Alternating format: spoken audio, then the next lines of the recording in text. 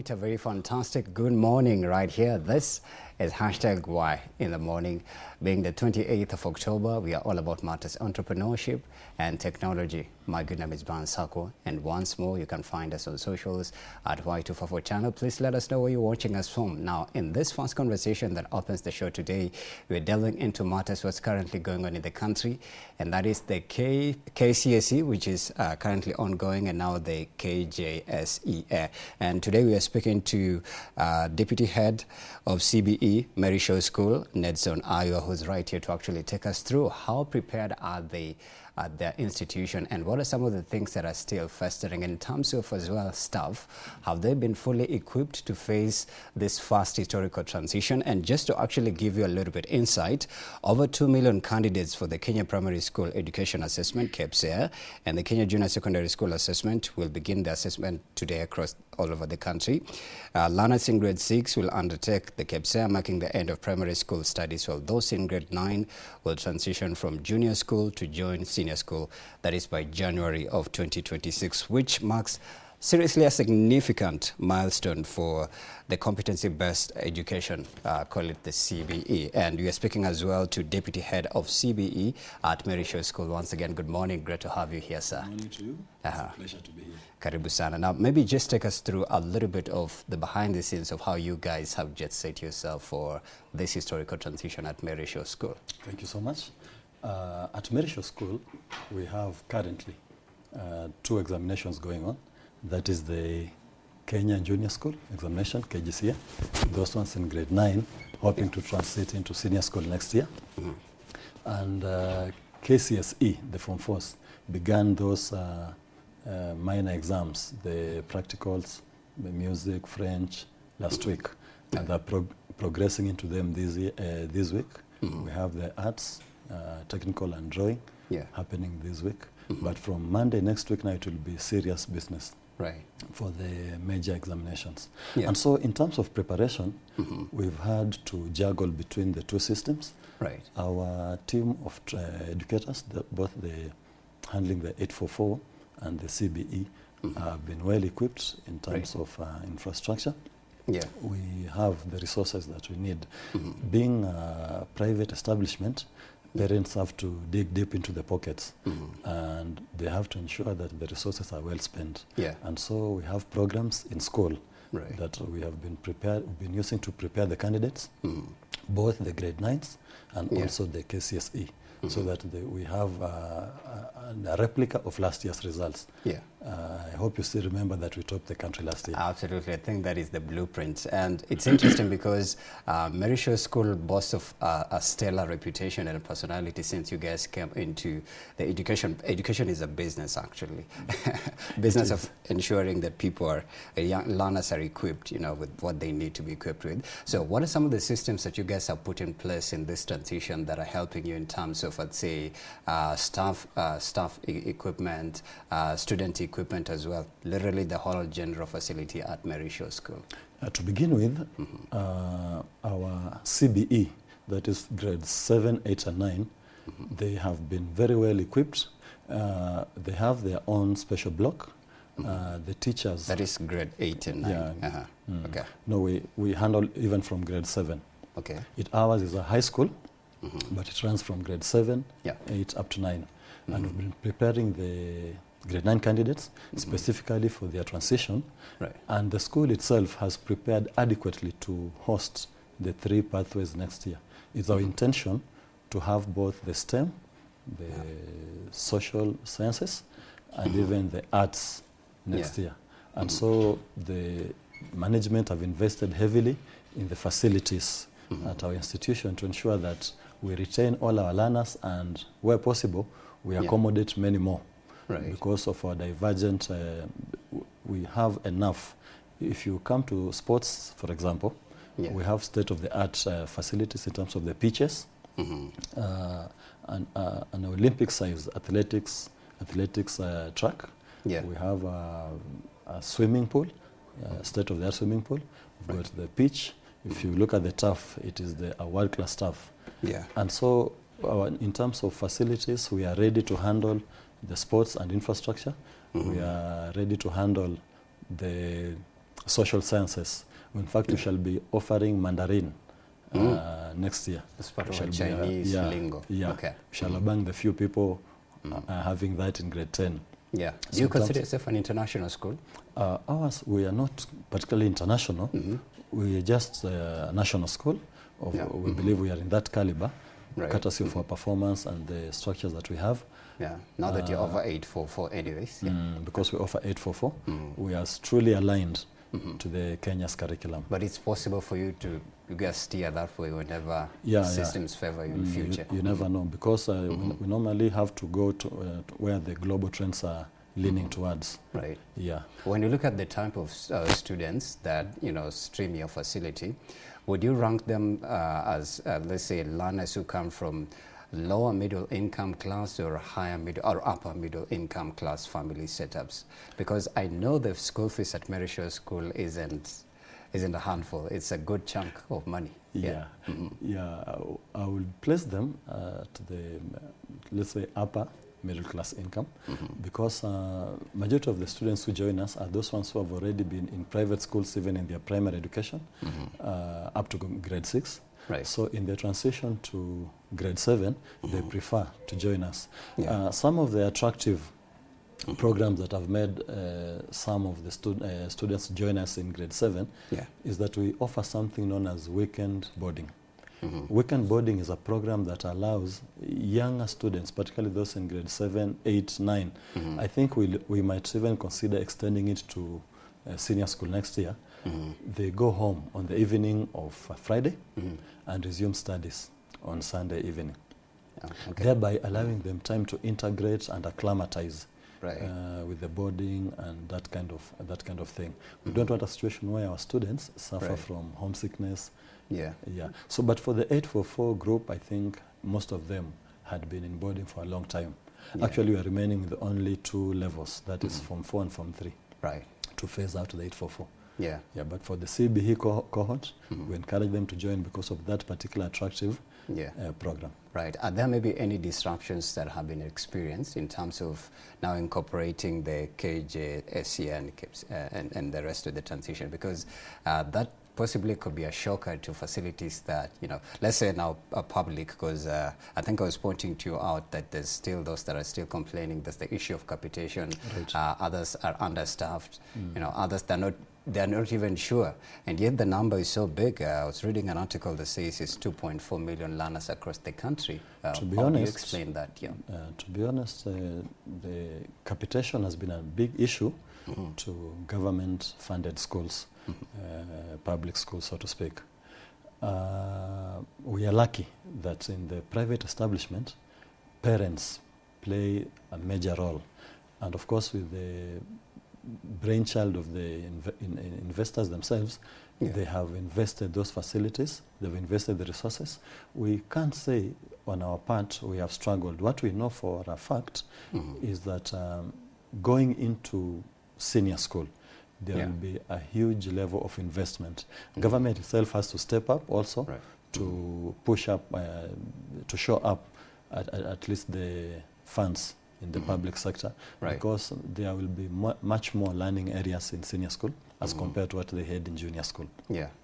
But for us in the private sector, we've laid down grants. As I speak, for example, at the time of speaking now, we already have we have 6 different laboratories gearing up for the STEM, for the STEM pathway. Those labs are enough to equip all the learners and to handle all the levels, right from grade 7 all the way to Form 4. We've dedicated at least 2 laboratories to CBE. Other than that, we have all the workshops. And in STEM, there is building and construction, there's engineering, there's metalwork. And at Merishaw, we shall be offering all those. We have the aviation. Actually, we have a hangar at our school and a derby plane. For the aviation students. This caters for the STEM template as a pathway. I had mentioned earlier that we also have the sports and recreation pathway. And so our facilities are state of the art.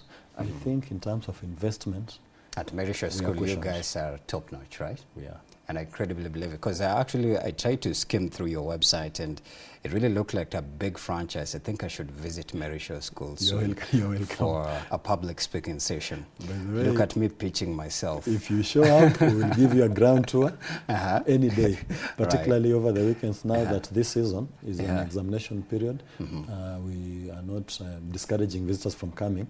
But if they call the reception, they'll be guided appropriately, and even we can give them some appointments. Absolutely, big time. Now, in terms of, because when everybody's complaining about staffing and capitation, maybe would you say there's special, I'd say special skills that teachers that are equipped for the CBE transition that need to have compared to other teachers who have been part of the, let's say, 844 curriculum? Has there been an incident where there's need to be, I'd say, upskilling? I think that is the issue. Yeah, definitely.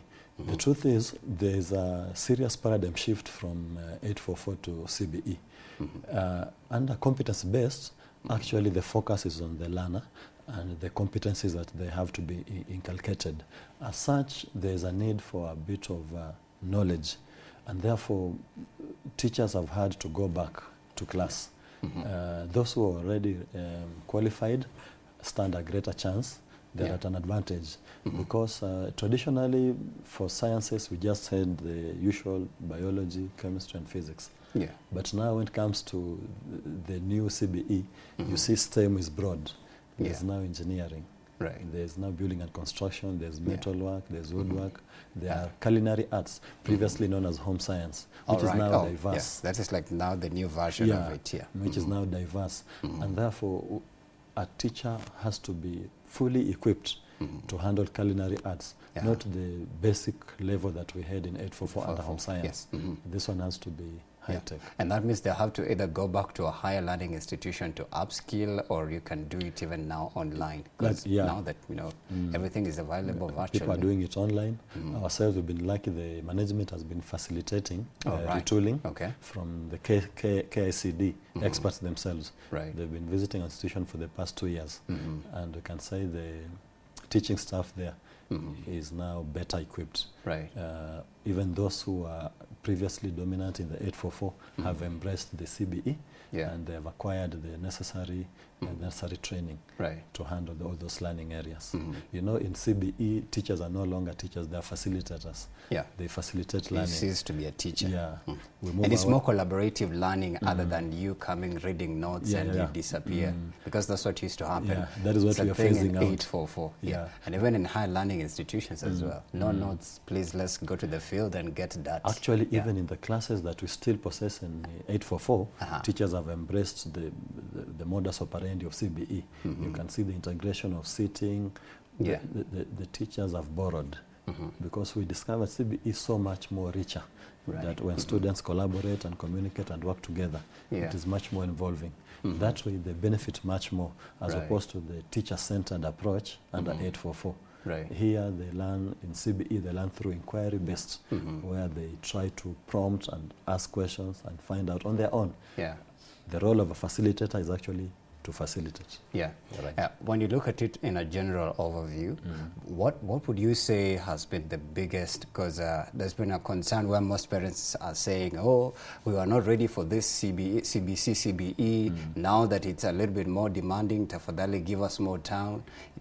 There's even a time I think they had to call all education stakeholders, and I think they had a session where they had to agree, are we going to go with the CBE, or we're going to take a little bit more time? So why was that difficulty in adapting to the transition just countrywide, apart from private facilities like you who are really now thriving with the CBE? The truth of the matter is that change is hard. It is hard to adapt to change. And when it comes under something monumental like education, and particularly for a system as new as CBE, which is now so radically different from 844. While 844, everything was handled from school. In CBE, there's very serious parental involvement, and parents play a big chunk you see there's a lot of homework being taken back home. Parental involvement is now prominent and loud priority. And so parents cried foul because now there was a lot of the involvement and their time.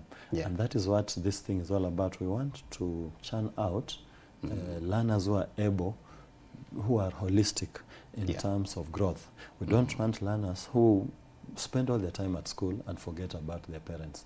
And so parental involvement is important because these learners are being also assessed continuously. We call it formative.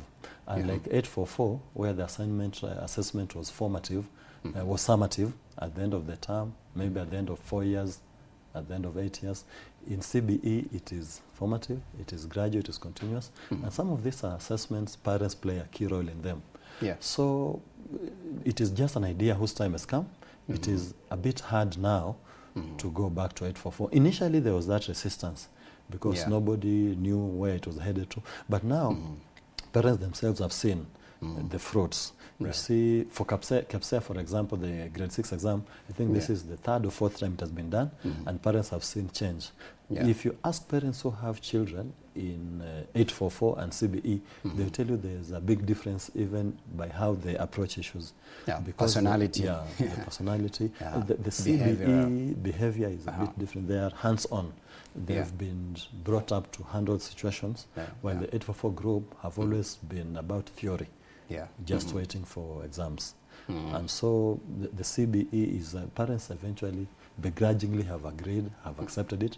They see the benefits. So it's more active and engaging, and it requires, and now I'm looking at, you know, children or learners who don't have parents or who have guardians but don't have interest in, you know, now this will just force you to be a present father and a present dad, especially if you're running away from, you know, your parental duties. You know, most boomers are like, "Nilipeleka shule, go do your thing," but now you have to journey with your child face to face until they get fully equipped. Now, I don't know if maybe if you manage to get a little bit of a clue of the examination criterion that this KJSCA is offering. Maybe have you gotten any tips or tidbits of it that you can possibly share in terms of if you were to compare the way KCSE and other examining bodies have been doing it compared to what we have in this transition right now? Okay, for the assessments, and we prefer to call them assessments and not examinations, for KJSEA and even CAPSEA previously, there is a paradigm shift. You see, in the KCP in the past years, we used to rely exclusively on just the final assessment at the end of class 8. But for KGSEA, this grade 9 assessment, the mark that learner will get this year will only contribute to 60%. The other 40% of the final, the other 40%, 20% will come from their what they did in grade 8. And at the end of grade 8 last year, they did an assessment provided by the Kenya National Examination Council. At the end of grade 7, they also did another assessment. A percentage will come from there. And also a percentage will come from what they scored in CAPSEA at the end of grade 6. This, together with some other practicals they've been doing, they've had projects, national projects that have been undertaken. All that will contribute towards the final score. It is from that score that now placement will happen. I think majority, the examination body is moving a majority of them towards science-based STEM area. 60% of the placement should be aligned towards STEM, and then social sciences, and then arts and sports. I'm actually seeing there's one of the education stakeholders, I think it was, what is his name, Principal Secretary, Professor Julius Bitok, who said, quote unquote, in CBC, we have assessments administered in grade 4, 7, and 8, 9, already has 40%. They're only looking for 60% with you. I believe you're trying to just explain right here, starting today. So that is now the difference between the CBE assessment versus the other system. Like for KCSE, they are relying exclusively on what they'll score this year. Nothing to refer to whatsoever. So it's a one-off event. You have to prepare adequately, and whatever you score in KCSE, that's your that's your final grade. But for CBE, you can also rely on what you did in grade 8, grade 7. So it can boost your final performance, meaning that you have a profile of this learner. We do. And you've kept all the, academic assessments in through. So is it possible, maybe they performed poorly in the test in between and then they perform highly in the last test and it boosts their score? It's possible, right? Yeah, it's possible. Yeah, I've seen it happen. Okay, and then how is it linking up now with the supervisors? In terms of facilitation of the marks to the final, because I know you submit it at least nationally. There's a place where you submit here. Yeah, just a week ago, we finished our submission of the grade 8 assessment and grade 7 to the NEC portal, and then they are stored there. And so at the end of this year, the grade 9, this exam they are doing, whatever score will have, it will have to be tallied with whatever they scored last year in grade 8 and grade 7. And so the Kenya National Examination Council is at the center. Yeah. It has all the scores. And also as a school, we've recorded all the scores. We have the records. Yeah. And so we've been monitoring and we've been guiding them and evaluating them. We advise according to their strengths and weaknesses, of course with parental involvement. Like I told you at the beginning of the year, around March, we had a sit down with the parents. We were able to sit and talk to the students, talk to the parents, and guide them according to the strength of the learner as they were trying to seek their career path, to select which kind of career path they want to follow in senior school. Right. Yeah. When you stare at what you guys are doing at Mary Shaw School and other institutions, maybe what makes you guys exceptionally impeccable from other institutions in terms of equipping your learners? And especially now that, you guys topped, and I said that is a blueprint, you topped last year.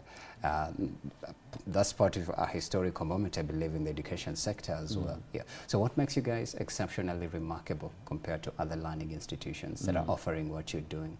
What I would say, from the onset, the school has been uniquely interested in the boy child. That's why our tag is home of the boy child. Yes. We are interested in transforming these boys into men of integrity, into men of purpose. Yeah. And as we do that, we laid down certain platforms.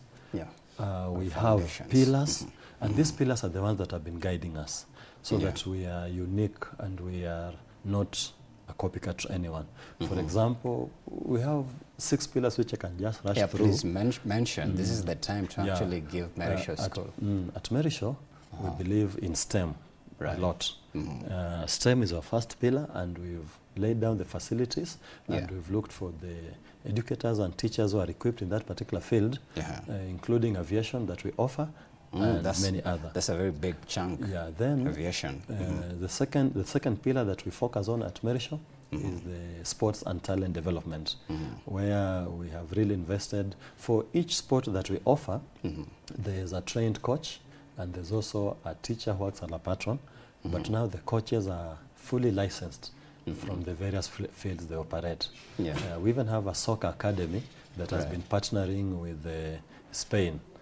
Spain under 20. So that you manage to take your learners abroad. In fact, there was a time, I think June this year, there's an American organization that came to scout our talents. Yeah. The third pillar that I can talk about is about spirituality. We are intentional about raising God-fearing young men, people who have integrity among them. And so spirituality has been tailored also to work together with mentorship. We mentor our boys so that they are equipped to handle issues of the world, so that they don't get lost in as much as they could be there, because we want children who don't get confused by what surrounds them. The fourth pillar is digital literacy. We, as Mary Shaw, we have invested heavily in the digital. We have ensured that we have smart boards for all our classrooms. We've ensured that there is Wi-Fi connectivity.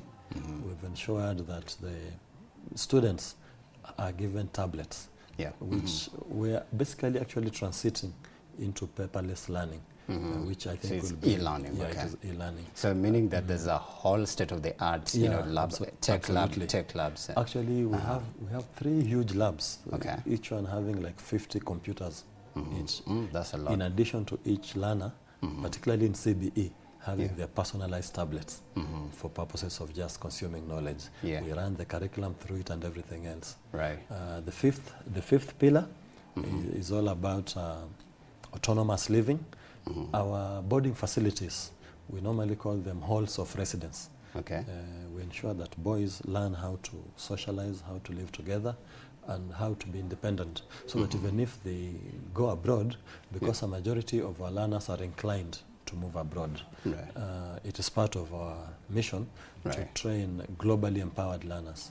And so we train them how to be independent away from how they used to live at home.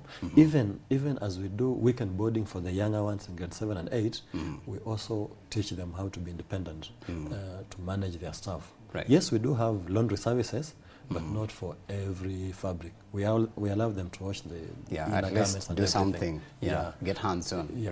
Absolutely. And so these pillars are an integral part of Merisho. They are the ethos. They are the part driving of the force blueprint that runs, that makes us to stand the heartbeat of Merisho School, and that's exceptionally just tremendous. Yeah. Maybe does it also, that kind of, I believe that kind of, say, rendition comes maybe from, I'd say, the passion and just the enthusiasm and the vision of the founder? Yeah. Would you say it connects to, the original pioneers of Merisho School? Absolutely. Please talk about it. The founder intentionally went out of his way. He talks to us a lot. And he ensures Please that mention also, his name. Yeah. The founder of our school is called Mr. Gideon Gitu. Mr. Gideon Gitu is like I would have called him a philanthropist. Right. This fellow discovered over a period of time that the boy child was lagging behind. Yes, the country made deliberate efforts in the early 80s, late 80s, early 90s to empower the girl child, which was important. Yeah. But along the way, the boy child was neglected. Right. And so there were cases of boys abandonment. It reached a point even ladies could not get a sweeter because many of the boys now are getting lost in cheap liquor. Yeah. And so the proprietor found it necessary to have an institution that will dedicate its time specifically to rescue the boy child. And that's why he came up with the tag Home of the Boy Child. So in his dream and vision, he wanted to bring back the balance so that even this girl child that has been empowered can actually get an equally empowered man. Right. And that's why also our tagline is that we transform boys into men of integrity. Of purpose and integrity. Yes. That's what I'm saying. Because that's such a unique, I'd say, niche, because we're living in a world where, the girl child is empowered, but then is the boy child empowered to meet an empowered girl child? That can be a little bit two different worlds apart now. Yeah, and I believe you guys, in the next coming 5 almost a decade, you guys will be on the map for having had pioneered an institution that historically has transformed the lives of so many, men who, turned out just fine. Because you're also coming from a generation, it's like there's a generation, I'd say, awakening, where now people are getting conscious about, family traumas, family patterns, rejection, mental health issues. And I believe such a facility puts young learners, fresh minds at a state where they're able to be fully equipped to face the raw and unfiltered world. As a matter of fact, we have a resident psychologist at school. Okay. Yeah, we have a resident psychologist who resides at Merisho. She came straight from, she used to reside in Britain. Right. She has a vast experience in terms of guiding and counseling, and therefore students are allowed to visit her anytime, because mental awareness is at the core of learning. We have had cases where students could be having issues in the past, but they are not allowed to ventilate. So we are in an institution where we allow students to speak out, to talk, and therefore that pillar of spirituality and mentorship also aligns together with the issue of, we even have a chaplain who's a resident. Actually, most of our staff are resident. they live within. It is such a setup that we have to be close to the boys because boys come from diverse backgrounds and could be having various issues. Actually, we call our boys Moran, borrowed from the locality because Merisho actually originally is a Maasai. You guys are based at Isinya. Isinya. And so we just tried to make it modern. Creative. But all those letters stand for something. Or Merisho. Please tell us maybe if you're able to. So for M, M stands for Men of Valor and Purpose. And then E stands for Empowered Entrepreneurs because we are passionate about our boys getting into entrepreneurship. Then R stands for Resilience. We want young men who are resilient because life is full of ups and downs. Anything can happen anytime. You have to be strong to bounce back. I stands for Integrity and Innovation. We are, like I said, we are passionate about STEM. We want people who can innovate. We want people who can come up with new ideas. S stands for Sustainability. We are looking at also the global. H for guys who are hardworking. A for accountability. W stands for winning mentality. That's already enough to inspire you as a learner to get better. So learners, they revolve around. There's a lot of catchphrases around that motivate them and inspire them all through. Right. Amazing. I want you maybe to talk about some of the, say, projects in terms of now still on the STEM profile, because I understand right now there's this. I think it's also some sort of like an awakening, but it's a wave of young coders upcoming to develop apps, innovate, and like you've said, you've had even international football, I'd say, scouters come to your school to handpick best fit talent. Have there been any, I'd say the ones that have been outstanding, hackathons, tech competitions that Merisho School has participated in, or even any project that they've innovated that has probably, people are saying it out there, but they have no idea it has come from Merisho School. This year, in fact, we've been very dominant because our STEM club, our STEM department, headed by my colleague, Mr. Ogeke, has over the years been churning out students who are very creative. This year there was the blind Ken. There was a blind Ken innovation that actually was originally created by a grade 8, a CBE student. Blind Ken. Blind Ken. It's like a walking stick. Helps them a blind person to actually find their way, navigate through the streets. And so there are so many. We've been competing up to South Africa. We went to Michigan. I think it was in May. So in terms of robotics, May this year. The school has competed effectively in robotics, in coding. The hackathons. They do a lot of that because STEM is at the center of our pillar strength. Many of the boys are aligned to that. Of course, they are supported very well by the facilities that we do have and the self-driven facilitators and the teachers. And so they're really very good at robotics. Very good at coding. The clubs themselves and also the competitions. Actually, in November, they'll be heading to Singapore. November the robotics, which is just several days from now. The robotics team. That's what class? Hopefully it's not the ongoing. That is grade 8. That is grade 8. I'll be transitioning. They're so good into coding and robotics. A number of them are also very good at programming. So our STEM pillar is really marketing the school and also giving the learners the opportunities now to compete with their peers across the globe.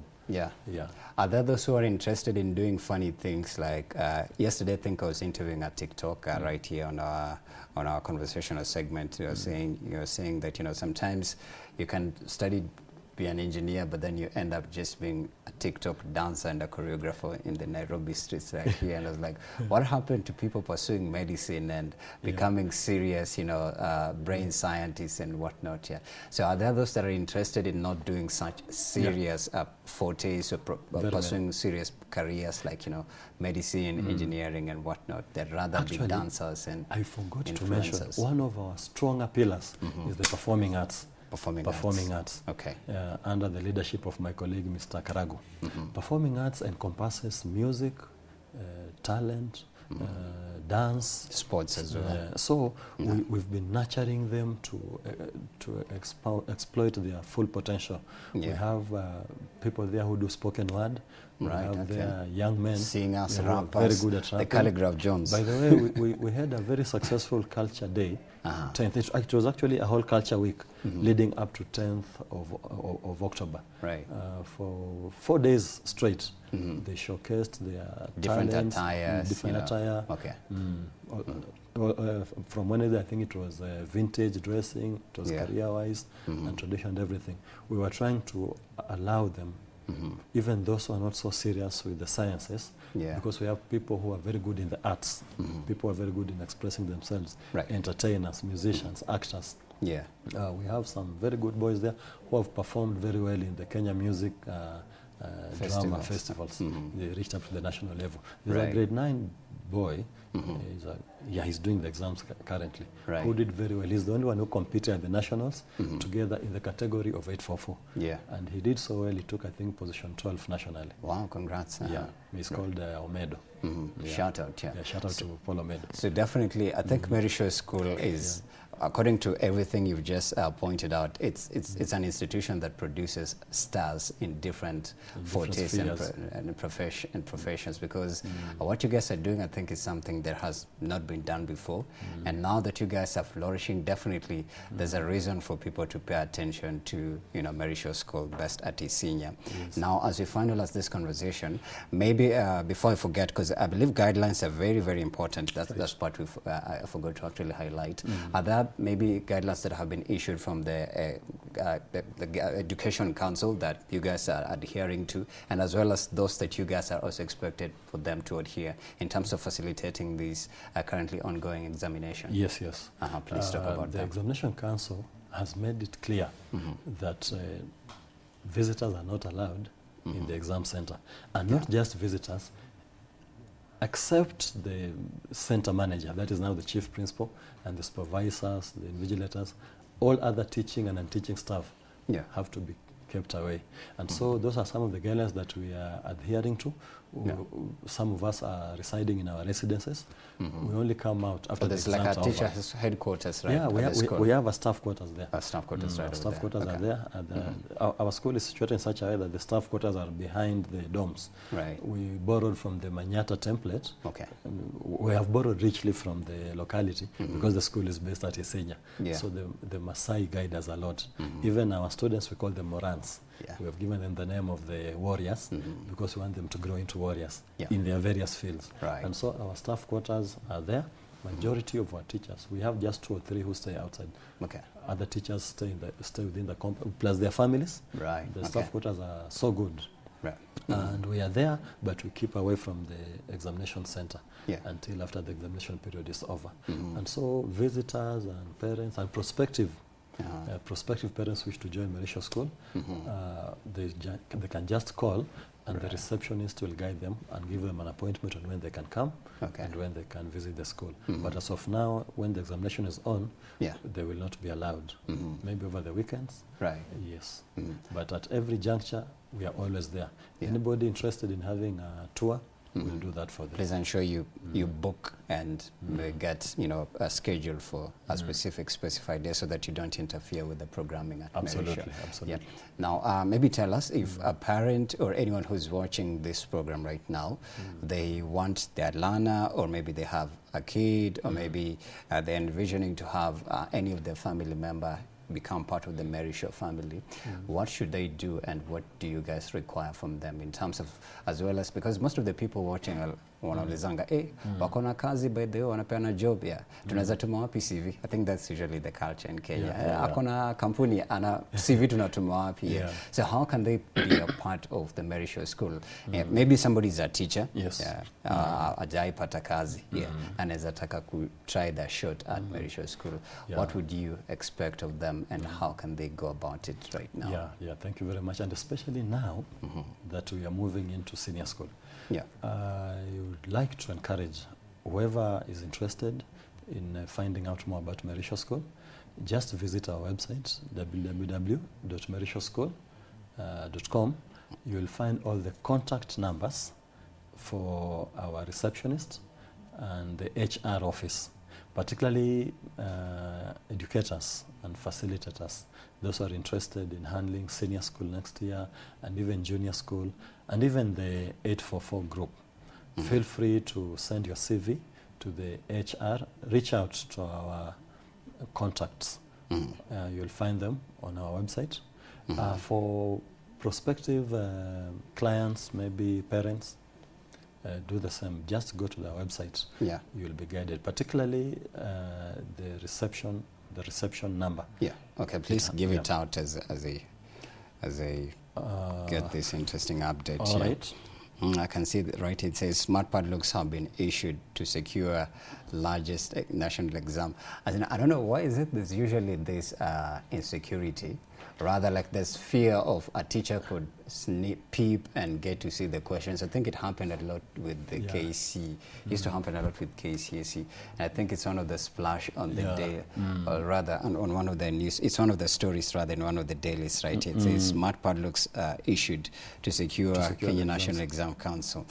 Why is it we always have this thing of a teacher could see paper one and end up students more Kenya? Is it because we have this strong culture of examination cheating? There has been a culture, particularly the system. The 844 system for a very long time has been overly competitive.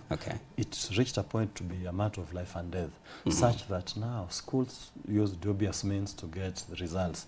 And there is a like a high demand to join university because the number of students are much more than the facilities at the university. And so it becomes a cutthroat competition where now teachers and maybe other people are struggling just to catch a glimpse and everything. So that now CBE is coming to solve that. Because in CBE there is in fact, as you can see for KGCSE, even policemen are not guarding the exam. For real? Yeah, they are not there. Because it's not that cutthroat. That's and that is the thing that is it is changing. We are trying to phase out that element that has been there. That like it's a matter of life and death, you know.